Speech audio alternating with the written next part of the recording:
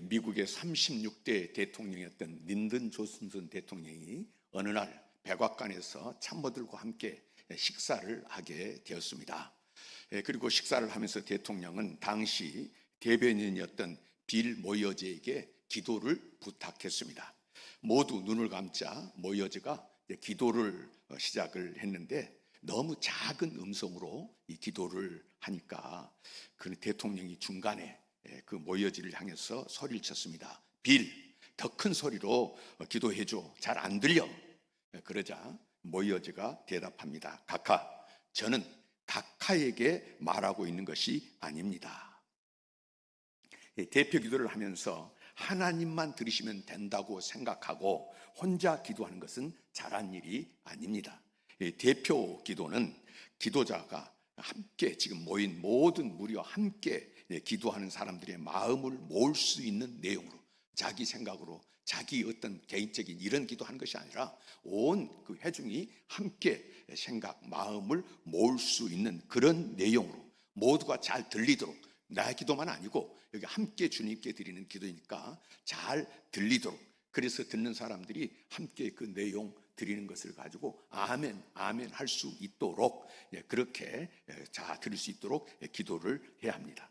대표 기도하는 사람은 참여한 모든 사람들의 마음을 묶어서 바칠 수 있도록 신경을 써야 한다는 이야기인데, 하지만 기도 소리가 작다고 해서 중간에 소리친 대통령도 잘한 것은 아닙니다. 하나님 앞에 하는 것인데 자기가 이제 소리쳤다, 잘못했다 말이죠. 예배는 하나님께 드리는 것입니다. 예배하고 기도하는 사람이 하나님을 생각하지 않는다면 그것은 예배도 아니고 기도도 아닙니다. 모든 종교에는 나름대로 예배가 있고 기도가 있죠. 그런데 우리 기독교 예배와 기도가 그들과 다른 것은, 우리 기독교는 하나님을 상대로 한다고 하는 것입니다. 그러므로 제대로 예배하기 위해서는 먼저 예배와 기도로서 마주하는 하나님이 어떤 분인지 알아야 합니다. 예배 드리면서 하나님을 생각하지 않는 것도 잘못된 것이지만은 또 하나님이 어떤 분인지 모르면서 예배하는 것도 문제입니다.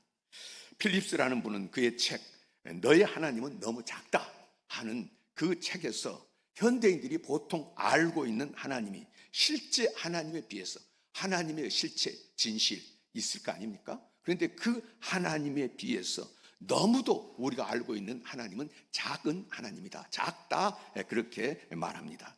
자기는 잘 믿는다고 하는 사람들의 경우에도 자신이 믿는 하나님이 누구인지에 대해서 진지하게 생각해 보지 않고, 자라나면서 가정에서 언젠가 들었던 그런 하나님, 그 다음에 교회 학교에서 한번 옛날에 들었던 하나님, 부흥회 때 어떤 유명한 부흥 강사가 와서 이제 설교할 때 은혜를 받고, 아, 하나님은 그런 하나님이구나 하고 그때 생각했던 하나님, 그 다음에 어떤 읽었던 책 중에서 하나님은 이런 분이다, 은혜 받았던 것, 그래서 하나님은 그런 하나님이다 하고 형성된 하나님의 상을 실제 하나님이다 생각하며 사는 사람은 착각할 가능성이 많다는 말입니다.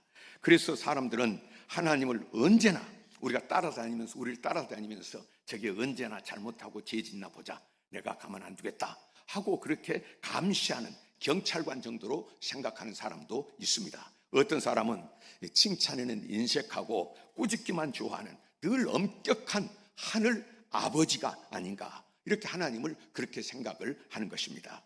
또는 때를 쓰고 뒹구르면 그냥 들어주는 그런 하나님으로 생각을 하는 사람도 있고, 내가 원하는 것은 무엇이든지 요구하면 램프의 요정처럼 짠 나타나가지고 내 소원을 들어주는 그런 하나님으로 생각하는 사람도 있고요. 또 어떤 사람들은 하나님은 하여튼 훈련시키고 단련시키는데 고난과 여러 가지 혹독한 어려움을 통해서 훈련시켜 단련시켜서 이제 그렇게 사람을 세우는 하늘의 어떤 교도관으로 생각하는 사람도 있는 것입니다. 왜 그렇습니까?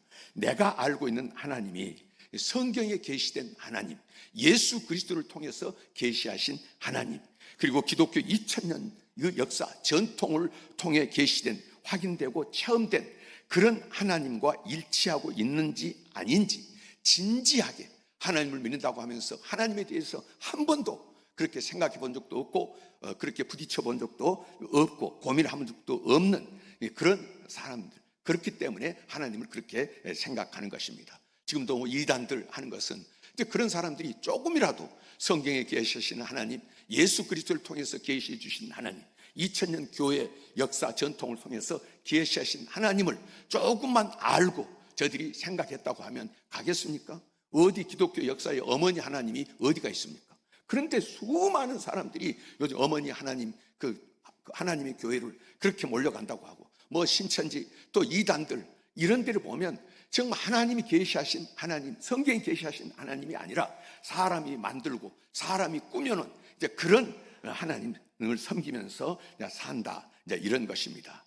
그래서 그러면서 자신이 하나님을 충분히 알고 있다, 잘 알고 있다 이러면서 이제 열심을 내는데, 그런 잘못된 하나님을 알고 내는 열심이 얼마나 위험한지, 열심을 낼수록 더 위험해지는 것이 바로 잘못된 하나님과 안에서 시작된 신앙입니다. 여러분은 어떤 하나님을 믿고 계십니까? 여러분이 하나님이라고 생각하고 믿는 그 하나님이 성경에서 계시된 하나님과 여러분 일치한다고 생각하십니까?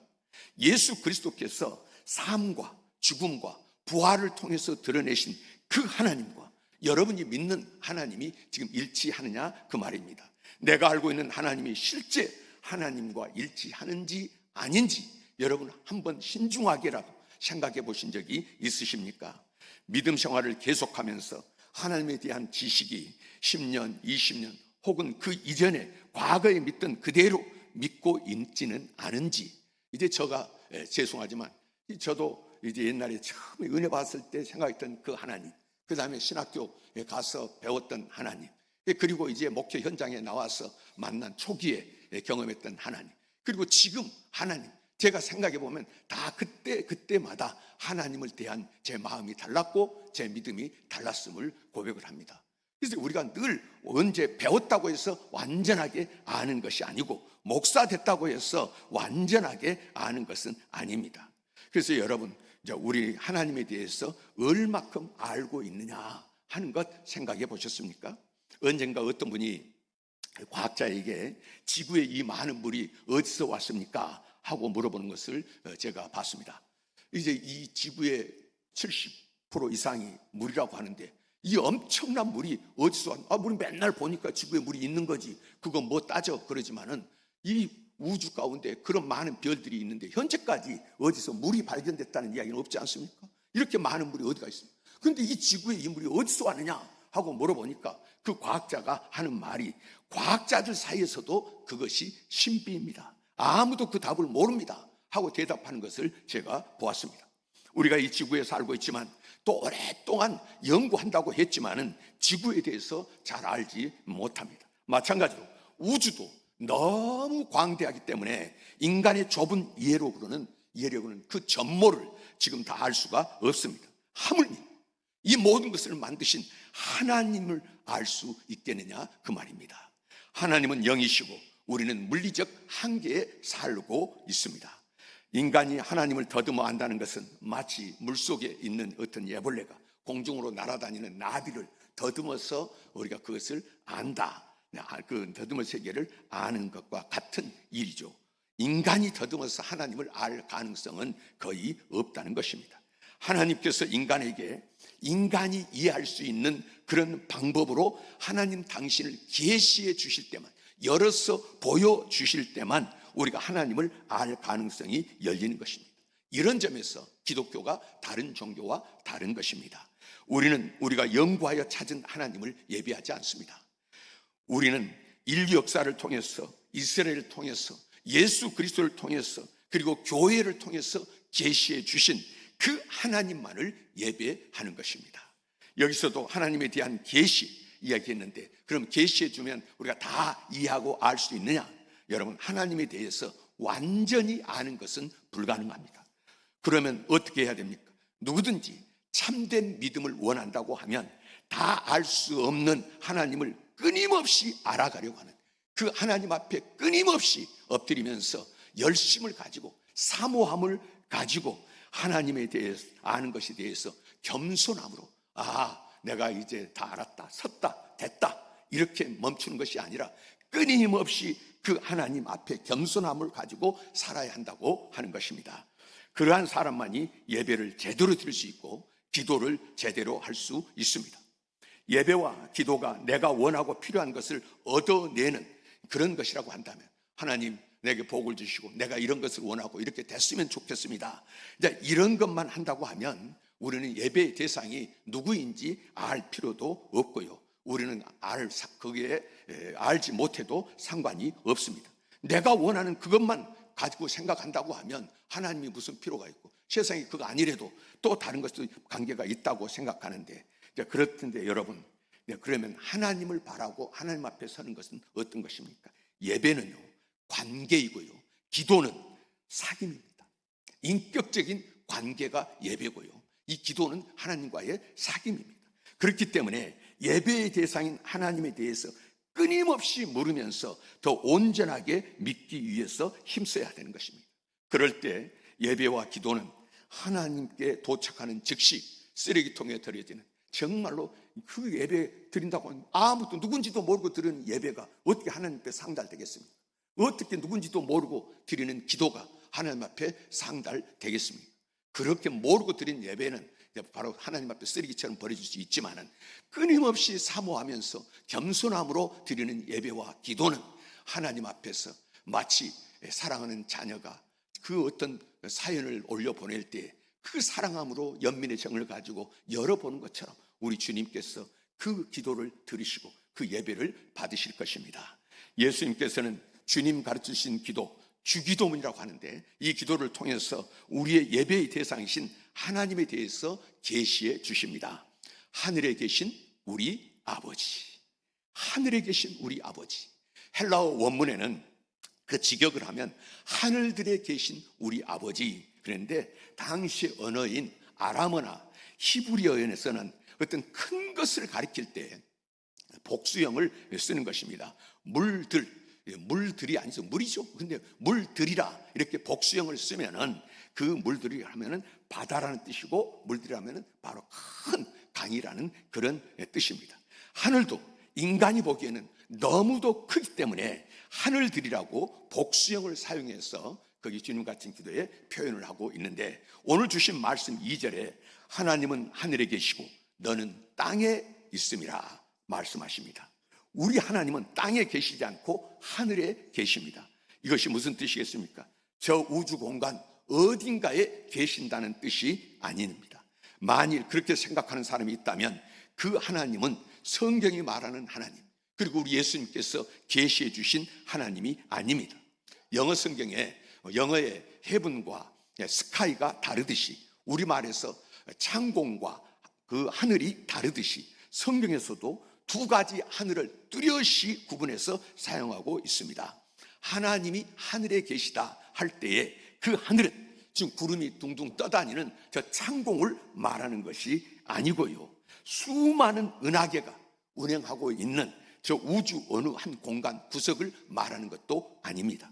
하나님이 계신 하늘은 그 모든 것을 포함하지만 그 모든 것을 넘어서는 차원의 문제입니다. 1차원, 2차원, 3차원, 4차원, 그래서 다른 차원의 모든 것을 포함하는 하나님의 영역을 가리키는 것입니다. 오늘 주신 전도서 5장 본문은 하나님의 집에 들어갈 때 말씀합니다. 언제 하나님의 집에 들어갑니까? 하나님의 집에 왜 들어갑니까?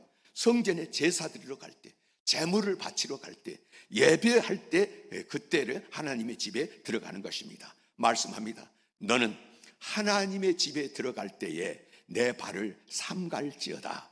삼간다는 말은 예배 들 때 조심하라 하는 것입니다. 그러면서 가까이 하여 말씀을 듣는 것이 우매한 자들이 제물 드리는 것보다 나으니.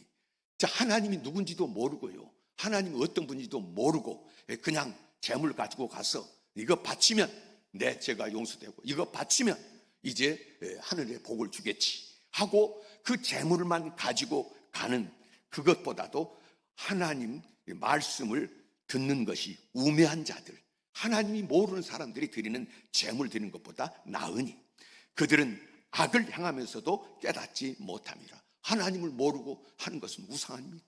악을 행하는 것입니다. 그러면서 깨닫지도 못하는 것인데, 너는 그래서 하나님 앞에서 함부로 입을 열지 말며 급한 마음으로 말을 내지 말라. 하나님은 하늘에 계시고 너는 땅에 있음이라. 그런즉 마땅히 말을 적게 할 것이라. 왜 하나님 앞에서 말을 꺼낼 때 조심해야 한다고요? 왜 함부로 입을 열지 말라고요? 마음을 조급하게 간져서 안 되는 이유가 무엇입니까? 하나님은 하늘에 계시고 우리는 땅에 있기 때문입니다. 하나님과 우리는 차원이 다른 존재입니다. 여기서 땅은 지구를 말하는 것이 아닙니다. 인간의 피조성과 한계성을 말하는 것입니다. 하늘은 창공이나 우주를 가리키는 것이 아니라 창조주로서 하나님의 영원성과 위대성을 가리키는 것입니다. 땅에 있는 사람들이 볼 때 하늘은 감히 상상할 수도 없이 넓고 크고 굉장한 것처럼 인간에게 있어서 하나님은 감히 그 앞에 서기에도 두려울 만큼 위대하시고 완전하시고 거룩하시고 영원한 분인 것을 믿으시기 바랍니다. 그렇기 때문에 그 앞에서 조심하라는 것입니다. 입을 함부로 열지 말라는 것입니다. 우리는 예배드린다고 하면서 기도한다고 하면서 하나님 일한다고 하면서 얼마나 자주 그분이 어떤 분인지에 대해서 아무 개념도 없이 오늘 일요일이지 오늘 교회 가지 전에도 갔고 오늘 또 가고 교회 간다 그리고 예배드리면서 오늘 예배의 대상이신 하나님 한 번도 생각한 적도 없고 오늘 몇 자리 이거 안 하느냐 오늘 거북스럽네 오늘 뭐 이런 자기 생각에 사로잡혀가지고 그러면서 예배 드린다. 여러분 이런 것들을 무심코 습관적으로 기도한다고 하면서 소리는 나는데 하나님의 살아계심과 오늘 또 역사하시고 들으심에 대해서는 생각도 없고요. 그저 습관적으로 하는 이런 기도 얼마나 많은 사람들이 범하는 우인지 모릅니다. 그것이 얼마나 큰 죄고 또 얼마나 위험한 일인지 참 생각해보면 엄청나게 큰 문제인데 이제 우리가 이것을 많이 알지를 못한다는 것입니다. 옛날 예언자 이사야는 하나님에 대해서 이렇게 선포했습니다. 이사야서 40장 12절 13절 말씀입니다. 누가 손바닥으로 바닷물을 헤아렸으며 누가 손바닥으로 떠가지고 바닷물이 얼마나 되는지 재봤느냐. 잴 수 있습니까? 이 손바닥 얼마나 바닷물을 이 손바닥으로 해야 이게 잴 수 있느냐 말입니다. 또 뺨으로 하늘을 쟀으며 이 뺨으로 가지고 하늘이 몇 밤이나 되는지 이것을 누가 쟀으며 땅에 티끌을 대에 담아서 보았고 접시 저울로 산들을 막대 저울로 언덕들을 달아 보았느냐.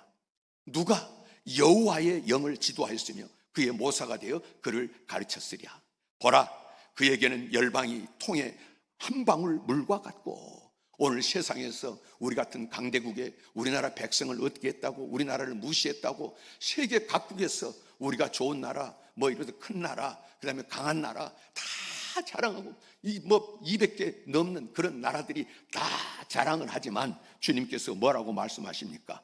보라 그에게는 열방이 통에 한 방울 물과 같고 큰 통에 든 한 방울 물과 같다. 이 지구에 있는 나라들이 그런 나라고 하나님은 여기신다는 것입니다. 저울의 작은 티끌과 같으며 섬들은 떠오르는 먼지 같으니 그의 앞에는 모든 열방이 아무것도 아니라 그는 그들을 없는 것 같이 빈 것 같이 여기시느니라. 너희는 눈을 들어 누가 이 모든 것을 창조하였나 보라. 주께서는 수혜대로 만상을 이끌어내시고 그들의 모든 이름을 부르시나니 모든 것 한 가지 한 가지 이 엄청난 세상의 피조물들 주님께서 한 가지 한 가지 다 이끌어내시고 필요에 따라서 지으셨고요. 오늘 더 놀라운 말씀은 그들의 모든 이름을 부르시나니 이 수의 만상 가운데 오늘 지구의 인구만 수십억인데 이 인구들을 또 어떻게 여기 있는 사람 이름도 잘 모르는데 그런데 하나님께서는 그 이름 한 사람 한 사람을 다 부르신다. 여러분 주님께서 오늘 저의 이름 여러분의 이름을 한 사람 한 사람 다 아시고 부르시는 줄 믿으시기를 바랍니다. 성경이 그 주님에 대해서 말씀 그런 하나님 수요대로 만상을 이끌어내시고 그들의 모든 이름을 부르시나니 그의 권세가 크고 그의 능력이 강함으로 하나도 빠짐이 없느니라. 하늘에 계신 하나님 이라는 이 하나님을 부를 때 우리는 이 사실을 기억해야 됩니다. 기도할 때 예배 드릴 때 우리 하나님 할 때에 여러분 그냥 글자로만 있는 것이 아니라 그 안에 담겨진 이 놀라운 하나님에 대해서 우리가 생각을 해야 되고 누가 알아야 되고 사모해야 되는 것입니다. 지금 우리가 누구 앞에 서 있는지 여러분 아십니까? 지금 우리가 말을 걸려는 상대가 누구인지 오늘 새삼 여러분 우리는 환기시켜야 됩니다. 기도라고 하는 것은 그분 앞에 서는 것입니다. 예배라고 하는 것은 하나님 앞에 엎드린 것입니다. 오늘 누가 옆에 있고 누가 가자 그래서 아니고요, 하나님 앞에. 그러므로 예배자, 기도자는 늘 두렵고 떨림으로 서야 하는 것이죠. 두려움의 원인은 크게 두 가지가 있습니다. 하나는 어떤 상황이나 사물 혹은 사람에게 짓눌려서 생기는 두려움입니다. 갑작스럽게 무슨 정말로 해결하지 못할 질병이 생겼다고 할 때, 당신은 그런 병입니다 할 때 얼마나 큰 두려움이 생깁니까? 홀로 길을 가는데 어떤 낯선 사람이 다가와서 칼을 들이민다? 얼마나 이런 환경이나 이런 사람에 대한 압박, 이런 것이 두려움입니다. 저는 제가 살면서 제일 큰 두려움은, 제가 늘 이야기했는데, 전에 신학교 때 우리가 금요일마다 삼각산에 기도하러 갔습니다. 금요일 저녁에 모여서 기도하러 갔는데, 몇 사람 동기들이 가는데, 그날도 우리가 가자 약속을 했는데 당연히 올 줄 알았는데 낮에 비가 좀 많이 왔어요. 그러니까 저녁 때 이제 비는 개었는데, 그때는 저녁에 개었는데 저는 가보니까 아무도 안 왔더라고요. 그래서 혼자서 그냥 돌아갈까, 부천서 거기 삼각산 거기까지 왔는데 돌아갈까 말까 고민하다가, 그래도 혼자서 기도하자. 그리고 그 삼각산 능력봉 꼭대기는 못 올라가고 국민대학교 뒤에 거기 이제 산에 올라가서 혼자 기도하고 있는데요. 그런데 갑자기 천둥 번개가 치면서 이제 막 비가 오는데요. 그런데 천둥 번개 칠 때 어떻게, 제가 지금도 늘 집에서 천둥 번개 번쩍 하고 그러면은 이제 숫자 셉니다. 그때부터 하나, 둘, 셋, 넷, 다섯, 여섯, 이 정도 되면은 지금 가까이 칩니까? 멀리 칩니까? 멀리 있다, 안심하죠. 그런데 번쩍 하고 꽝 하면은 그냥 우르릉 울리잖아요. 바로 빛이 비치고 그다음에 천둥 치고. 그런데 그때 제가 거기 갔을 때는요, 그냥 번쩍 꽝 한데 바로 온 산이 그냥 막 울리는 거예요. 저는 평생 처음으로 그 경험해 봤습니다. 여기서 번쩍 저기서 꽝꽝 하는데 너무 무서웠습니다. 그래서 어떻게, 제가 일어서지도 못하고요, 그냥 몸을 낮추고 떼굴떼굴 굴러가지고 그 밑에까지 도로까지 내려왔습니다. 얼마나 두려움이라고 하는 것, 너무 큰 두려움, 그런 것이 바로 공포라고 합니다. 공포. 제가 어렸을 때 우리 여갓집에서 학교를 다니는데 제가 이제 3학년 때 이제 고등학교 입학시험 준비하고 그럴 텐데, 갑자기 밤에 한밤중에 주일날 밤이었어요. 그날 이제 주일 지나고 밤인데, 그때 우리 아삼촌이 교회 회계를 봤습니다. 헌금을 그때는 은행에 넣은 것이 아니라 다 먹은 거 가지고 집에다가 보관했다가 다음날 이제 갔다가 은행에 넣고 이랬는데, 그런데 그날 밤에 근데 갑자기 개가 그렇게 짖는 거예요. 개가 막 짖으니까 이제 그러니까 전부 다 나왔어요. 개가 너무 짖으니까 전부 다 식구 나와가지고 현관에 서가지고 전부 다 이러고 내다보고. 근데 우리 숙모님이 방금 여기 누가 뭐 들어온 것 같던데, 그 소리가 나자마자 갑자기 그 유리창 거기 있는데 갑자기 칼이 팍 쨍그랑하고 들어오는데 놀란 사람 없죠. 저는 거기 있었으니까 놀랐어요. 얼마나 놀랐는지. 근데 놀라니까 제가 제일 그때는 제일 빨리 안방으로 들어갔고 부엌 문을 있고 부엌 뒷문을 해가지고 제일 먼저 도망가봤습니다. 도망가가지고 거기 이제 그 포도밭이 앞에가 있었는데, 포도밭 고랑이 이렇게 있는데, 그때는 포도 그 잎이 다 떨어져가지고 거기 고랑이 수국이 쌓이는데 거기 해치고 들어가가지고 포도 잎을 덮고 이러고 가만 누워 있었어요.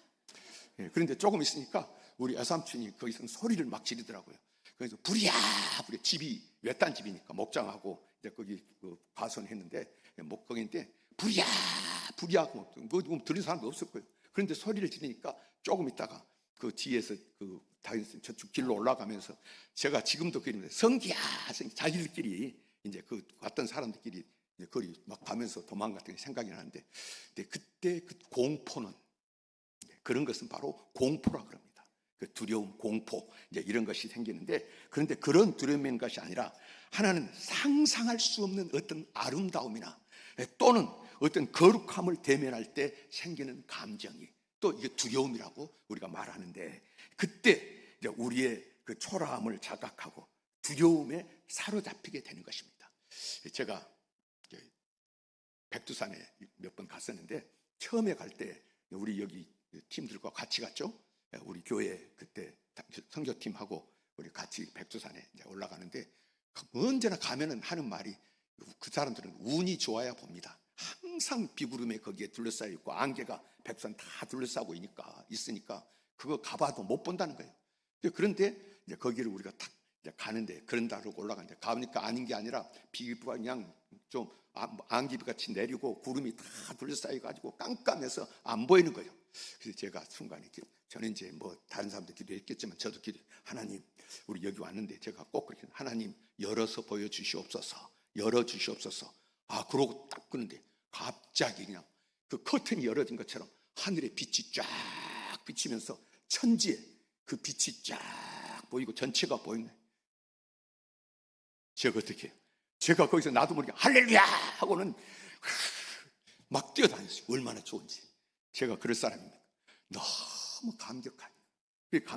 그래서 여러분, 이런 감격을 뭐라면 경외심이라고 해요. 경외감이라 이렇게 표현하는데, 이 두려움을 우리를 마비시키는 것이 아니라 우리를 매료시키는 것입니다. 예배와 기도로서 하늘에 계신 하나님 앞에 설 때 우리는 이 두 번째 두려움, 경외감을 가져야 하는 것이고, 그런 경외감을 가지도록 우리 주님께서 원하신 줄 믿습니다. 그런데 어떻습니까? 많은 경우에 사람들은 하나님을 자기의 종으로 부려먹으려고 심부름시키기에 좋을 정도로 하나님을 작게 만들어가지고 그렇게 믿고 싶어합니다. 내가 이해할 수 있을 정도의 하나님을 원하는 것이죠. 그래서 내가 조종할 수 있을 정도의 하나님을 원합니다.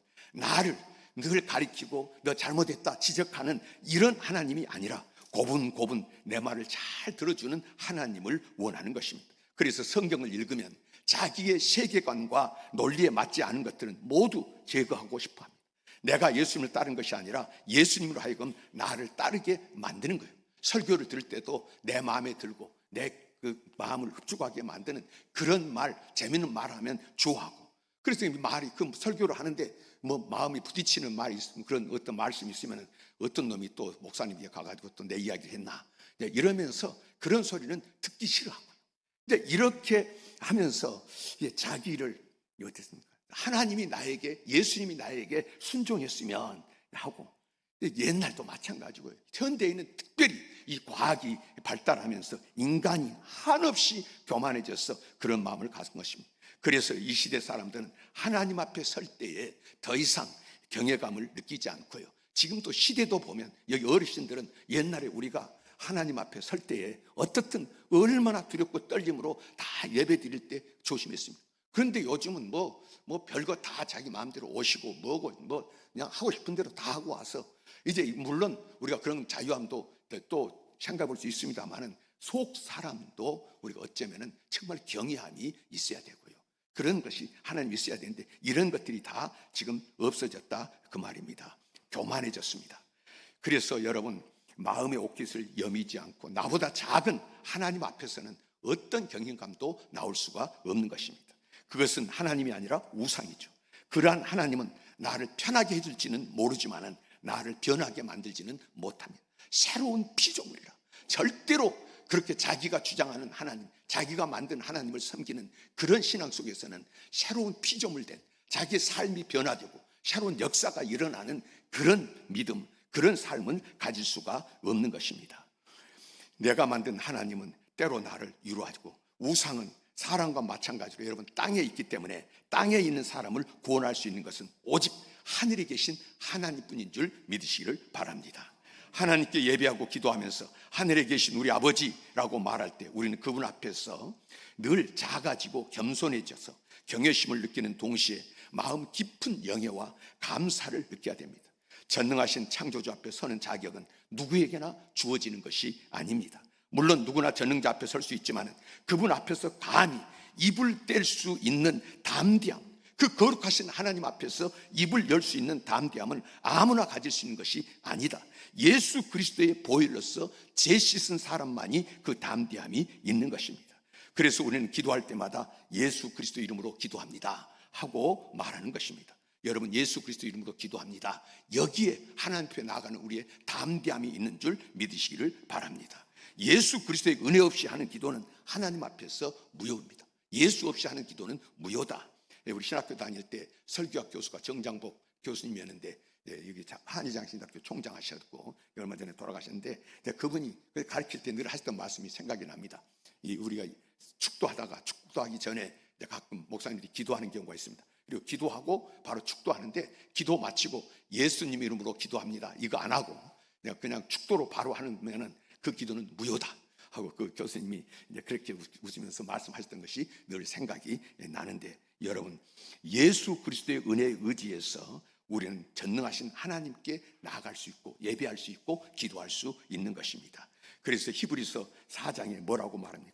우리의 담대함은 누구에게 있다고요? 바로 예수 그리스도. 담대하게 예수의 보혈을 힘입어서 은혜의 보좌 앞에 담대히 나아갈지어다. 때를 따라 돕는 은혜를 얻기 위하여 담대히 나아갈 수 있다고 하는 것, 이것은 누구로만? 예수 그리스도의 은혜로만 가능한 줄 믿으시기를 바랍니다. 이렇게 예수 그리스도의 보혈로 공로를 의지하고 창조주 하나님 앞에 나아갈 때 우리는 무슨 일이든지 어떤 문제든지 다 가지고 나가서 기도할 수 있습니다.